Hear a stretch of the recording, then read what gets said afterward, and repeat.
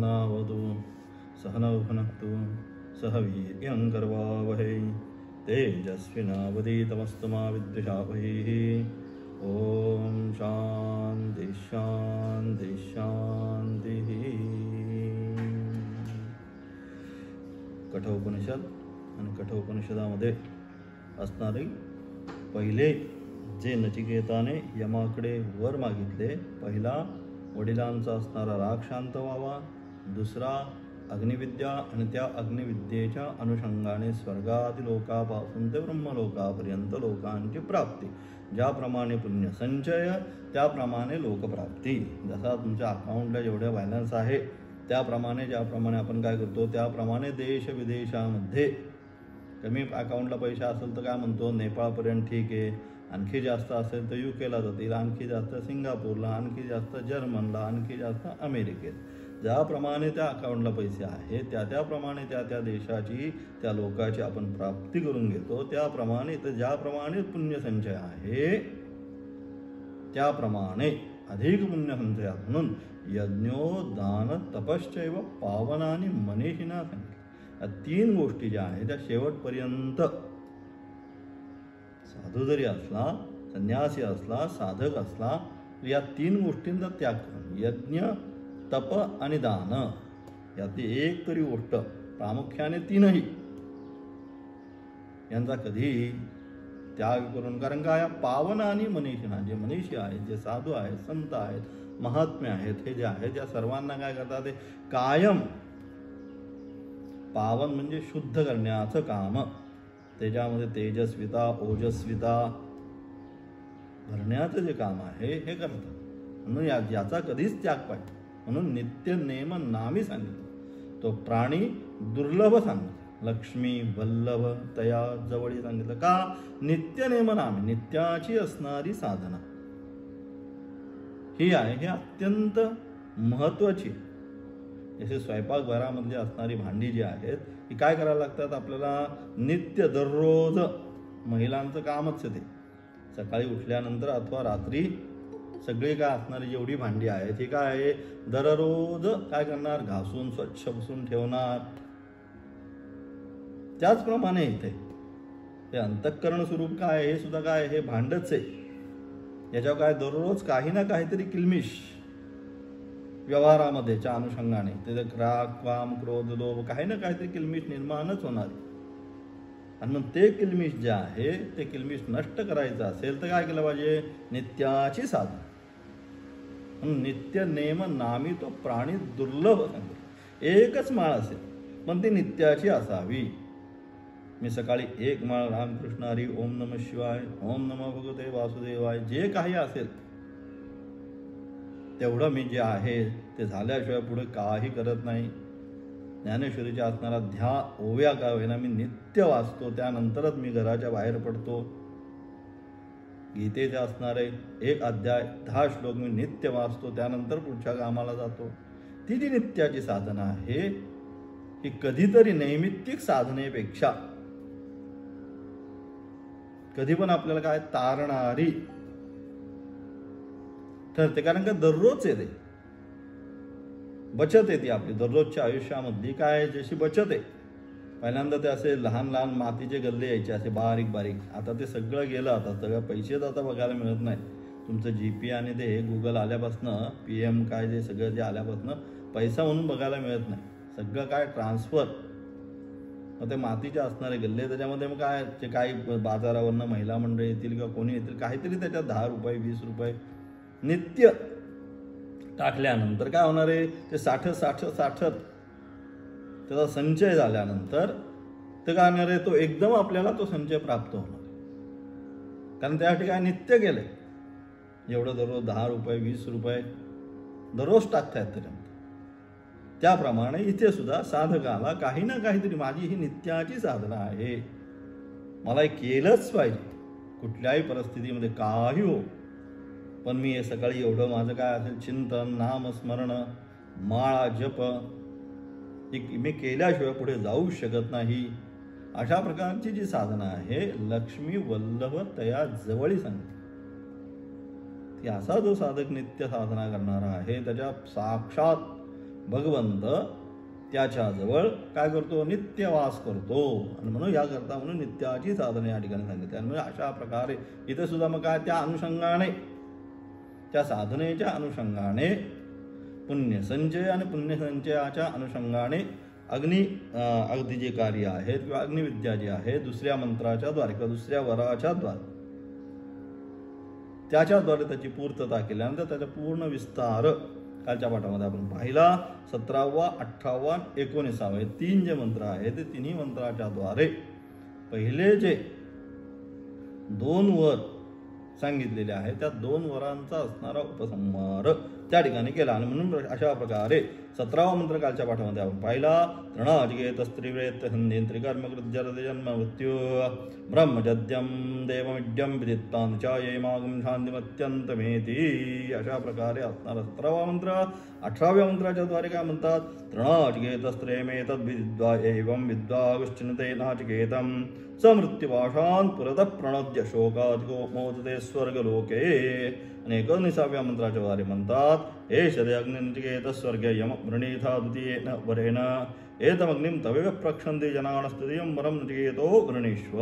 अशा प्रकारे या ठिकाणी 18 आणि 19व्या मंत्राच्या द्वारे या सगळ्या प्रकरणाचं जे आहे पहिला आणि दुसरा जो वर या ठिकाणी सांगितलेला आहे त्या पहिल्या आणि दुसऱ्या, पहिला तर काय हेच म्हणजे फक्त वडिलांचा असणारा राग जो आहे तो काय व्हावा, तो शांत व्हावा या अनुषंगाने त्या ठिकाणी पहिला वर सांगितलेला आहे. आणि दुसरा जो आहे दुसरा अग्निविद्याचा असणारा संवत्सर संपूर्ण वर्णन कालच्या पाठामध्ये आपण त्या ठिकाणी पाहिलं. आता तिसरा जो वर तिसऱ्या वराचा आता आरंभ करायचा आहे.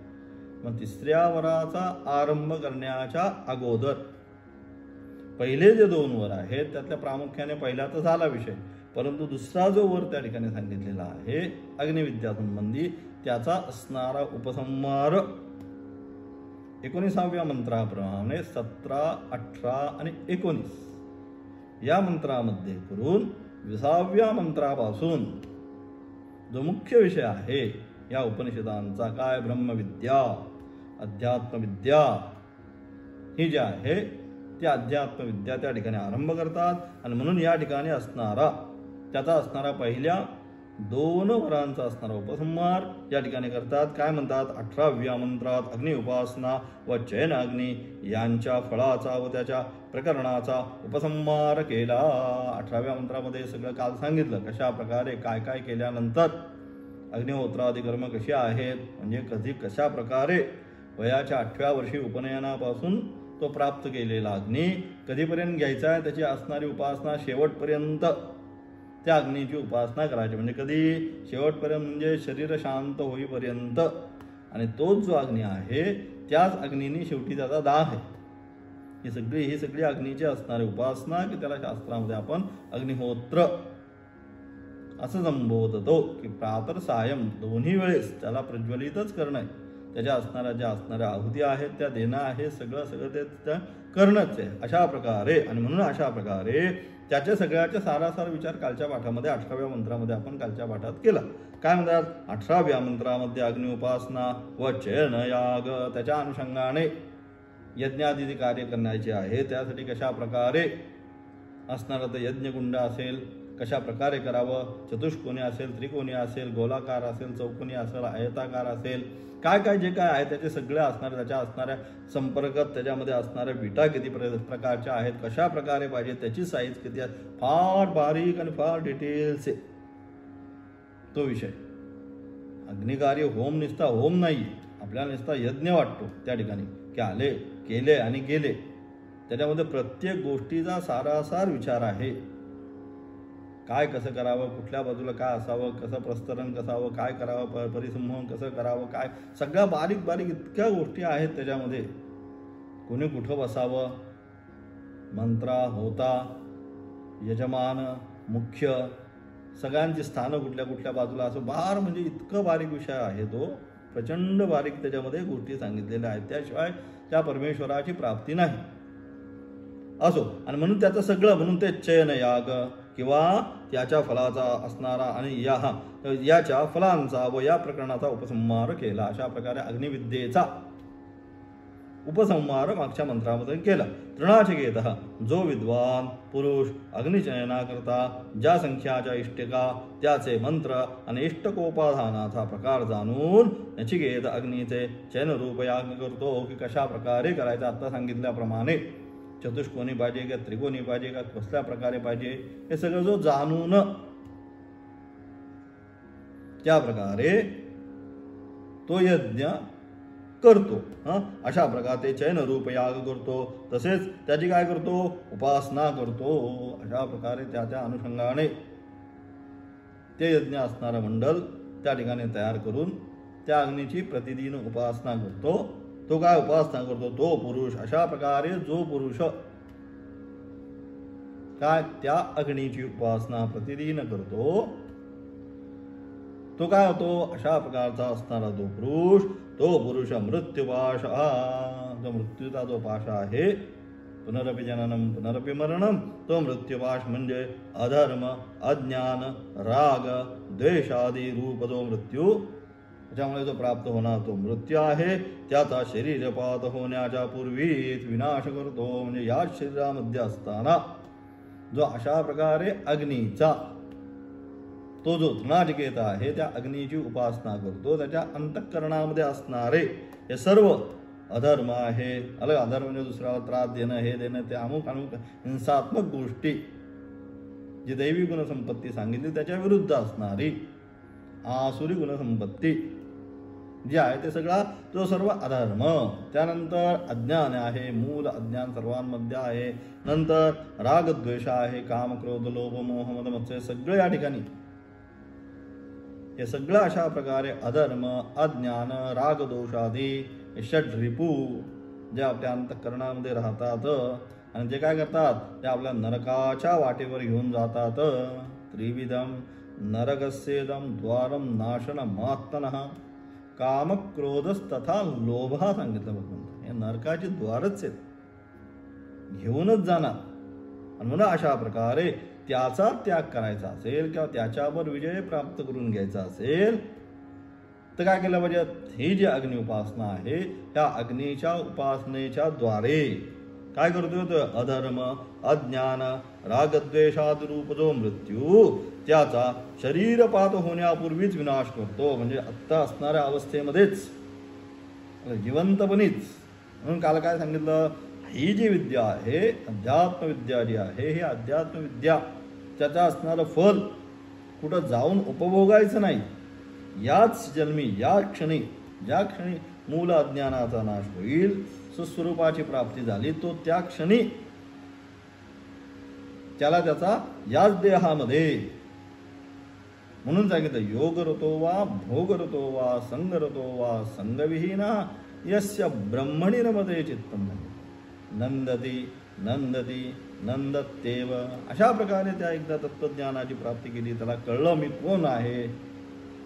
चिदानंद रूप शिवोहम शिवोहम अहम निर्विकल्पो निराकार रूपो विपुर्व्याप्य सर्वत्र सर्वेंद्रियाणां न च संगतं नैव मुक्तिर्न नेयः. चिदानंद रूप शिवोहम शिवोहम सच्चिदानंद असणारं शिवतत्व जे आहे ते शिवतत्व काय तेच मी आहे हे एकदा त्याला कळलं. याच अवस्थेमध्ये या सगळ्या साधनेच्या अनुषंगाने कधी कळेल लगेच नाही. सगळी साधना झाल्यानंतर त्याला याच देहामध्ये त्याची काय होईल अपरोक्ष अनुभूती. इथेच त्याला त्याची अनुभूती येईल. आणि मग त्याच्यासाठी तो श्लोक आचार्यांनी सांगितला योग रतो वा भोग रतो. मग तो कशाही अवस्थेमध्ये असो योगामध्ये असो लोकांमध्ये तुम्हाला दिसत असो संग रतो वा संगविहीन एकांतात दिसत असेल अथवा लोकांच्या संगतीत दिसेल असेल यस्य ब्रह्मणी रमते चित्त. त्याचे चित्त कुठे आहे त्याचे चित्त ब्रह्मामध्येच आहे. त्याचं चित्त इकडे तिकडे जात नाही. जसं आई घरामध्ये सगळी कामं करत असते धुणं धुवेल भांडी घासेल स्वयंपाक करेल चपात्या हे करेल ते करेल अनेक कामं घरामध्ये जरी करत असली तरी सगळी कामं करत असताना तिथं चित्त कुठे आहे त्या पाळण्यामध्ये असणारं ते 2-3 महिन्याचं छोटंसं जे बाळ आहे ज्याप्रमाणे काय त्या बाळाकडे तिथं चित्त आहे. सगळी कामं सगळी करते घरातली परंतु चित्त लक्ष त्या पाळण्याकडे. तो हल्ला का, तो काय झालं का, मग आपल्याकडे काय करतात मग, म्हणजे आपली परंपरा एवढी सुंदर आहे मग काय आपण ते बाळाच्या पायामध्ये हातामध्ये छोटे छोटे घुंगराचे काय करतो आपण, ते पैंजण घालतो. म्हणजे हाताच्या असणाऱ्या ज्या हे आहे त्याच्यासुद्धा बारीक बारीक अशी घुंगरं लावतो, किंवा पायाच्याला तर असतातच. का, ते बाळ थोडं जरी हल्लं ते त्याच्या आवाजाने आई लगेच, आईचे कानच तिकडे का हल्ला. त्याचप्रमाणे म्हणजे कार्य सगळं जरी करत असली तरी तिचं लक्ष कुठं आहे, त्या छोट्याशा बाळाकडे आहे. त्याचप्रमाणे आपल्याला जरी तो सर्व कार्य करत दिसत असला तरी सुद्धा त्याचं लक्ष कुठे आहे, त्याचं लक्ष ब्रह्माकडेच आहे. म्हणून यस्य ब्रह्मणी रमते चित्तम सांगितलं. तो कोण, नंदतेव. अशा प्रकारे ज्याचं केवळ ब्रह्मामध्ये चित्त रममान होतं, तो काय, तो एक प्रकारच्या आनंदामध्येच, त्याला जगाशी काही घेणे देणं नाही, त्या ब्रह्मानंदामध्येच तो राहतो. आणि म्हणून अशा प्रकारे म्हणून काय, तो याच शरीर म्हणून शरीरपात होण्यापूर्वीच इथेच तो काय करतो, त्याची अनुभूती घेऊन त्याचा शरीरपात होण्याच्या वेळी विनाश करतो व नंतर तो सर्व मानसिक दुःखाने रहित होऊन स्वर्गलोक म्हणजे हिरण्यगर्भ लोकामध्ये सुखाने राहतो. त्यास वैराजपदाची प्राप्ती होते. आणि अशा प्रकारे मग नंतर तो जो आहे विराट लोक स्वर्गलोकापासून ते ब्रह्मलोकापर्यंत तो आनंदाने त्या ठिकाणी राहून ब्रह्मासकाशात मुक्ती ही कल्पांते सांग. कल्पाच्या अंती ब्रह्मासकाशात त्याला मोक्ष प्राप्त होतो. यम नचिकेताच म्हणतो तू स्वर्गलोक मिळवण्यासाठी जो अग्नीवर मग त्यानंतर आता म्हणतोय यम, पुन्हा आता नचिकेताला म्हणतोय. काय म्हणतोय, शेवटच्या मंत्राच्या द्वारे, तिथे 19वा जो मंत्र आहे त्या मंत्राच्या द्वारे यम नचिकेतास म्हणतो तू स्वर्गलोक बनवण्यासाठी जो अग्नी वर दुसऱ्या वराने मागितला, दुसऱ्याच्या वरा मागे जो दुसऱ्या वराच्या माध्यमातून जी अग्निविद्या तू मला मागितलीस, वराने मागितला, तो वर तुला दिला, असा त्याचा उपसंहार केला. हा अग्नी तुझ्याच नावाने. अशा प्रकारे दुसऱ्या मंत्राच्या द्वारे किंवा दुसऱ्या वराच्या द्वारे ज्या अग्नीची उपासना मी तुला या ठिकाणी सांगितली, ती भविष्यामध्ये नचिकेत अग्नी या नावाने काय होईल, प्रसिद्ध होईल. ती नचिकेत अग्नी या नावाने या संपूर्ण जगतामध्ये प्रसिद्ध व्हावेल. हा तुला मी 4था वर दिला. आणि म्हणजे अशा प्रकारे आता त्याच्याबरोबर प्रसन्न म्हणून आणखी एक वर दिले. 3 दिवस राहिला तसा म्हणून 3 वर तर मागितलेच, परंतु आता आणखी प्रसन्न झाला. शिष्य हुशार असेल तर काय होतं, गुरु मग बरं वाटतं त्यांना, बाबा शिष्य हुशार आहे. जसा आई वडिलांना आपला मुलगा हुशार निघाल्यानंतर ज्याप्रमाणे त्यांना अत्यंत बरं वाटतं, त्याप्रमाणे शिष्य जर हुशार असेल तर गुरूंना पण बरं वाटतं. त्याप्रमाणे आता हा शिष्याने एवढं पटापटा सगळं काय केलं, आत्मसात विद्या केली. एवढी कठीण विद्या ही अग्निविद्या, ती सुद्धा काय नचिकेताने अगदी सहजतातया आत्मसात केली. म्हणून यम सुद्धा काय त्याला अत्यंत प्रसन्न होऊन आता हा जो अग्नी आहे, हा अग्नीच काय तुझ्याच नावाने काय होईल, प्रसिद्ध होणार आहे. असं त्याला 4था वर देऊन टाकला. आणि म्हणून अशा हा अग्नी तुझ्या नावाने चेता अग्नी म्हणून जगामध्ये प्रसिद्ध पावेल असा काय 4था वर पण देऊन टाकला. आणि आता त्यानंतर आता तुझा 3रा जो वर आहे, आता 3रा वर राहिला. पहिले 2 झाले. वडिलांनी ओळखावं, त्यांनी पिशाच वगैरे म्हणू नये, त्यांचा माझ्यावर असणारा राग जो आहे हा राग परिपूर्ण शांत व्हावा. दुसऱ्या अमराच्या द्वारे अग्निविद्या जी आहे, अग्नीच्या उपासनाद्वारे श्रेयम हुताशनात इच्छेत. अलग लक्षात, श्रेय म्हणजे प्रतिष्ठा, धन आदी संपत्ती प्राप्त करून घ्यायची असेल तर काय केलं पाहिजे, अग्नीची उपासना केली पाहिजे. म्हणून ती अग्नीची असणारी उपासना प्रतिदिन सांगितली आहे त्या ठिकाणी. आता सगळं कालाच्या अभावात सगळं इकडे तिकडे आपण व्हायला लागलोय. शास्त्राने काय सांगितलं, प्रतिदिन सांगितलं त्या ठिकाणी तिची उपासना केली पाहिजे. आणि म्हणून तो असणारा ती अग्नि उपासना कशा प्रकारे करावी, काय केलं पाहिजे, काय नाही केलं पाहिजे, ते सगळं त्या दुसऱ्या वराच्या द्वारे सांगून ते आत्मसात लवकर केलं. म्हणून तीच अग्निविद्या नचिकेत अग्निद्वारा प्रसिद्ध होईल असा तिसरा पण वर दिला. आणि आता प्रमुख जो चौथा आहे, यानंतर तृतीय वर माग. वयाचा असेल तर मागून घे. आणि मागावयाचा तिसरा वर जो आहे तो आता तू मागून घे. जोपर्यंत मी तुला तिसरा वर दिला नाही तोपर्यंत मी तुझा ऋणी राहणार आहे. आणि म्हणजे अशा प्रकारचा असणारा तर प्रामुख्याने जो तिसरा वर आहे तो तिसरा वर जोपर्यंत मी तुला देऊ शकत नाही तोपर्यंत मी तुझा ऋणीच या ठिकाणी राहणार आहे. आणि अशा प्रकारे जो तिसरा वर आहे, मग त्या तिसऱ्या वराच्या माध्यमातून जी ब्रह्मविद्या आहे ती ब्रह्मविद्या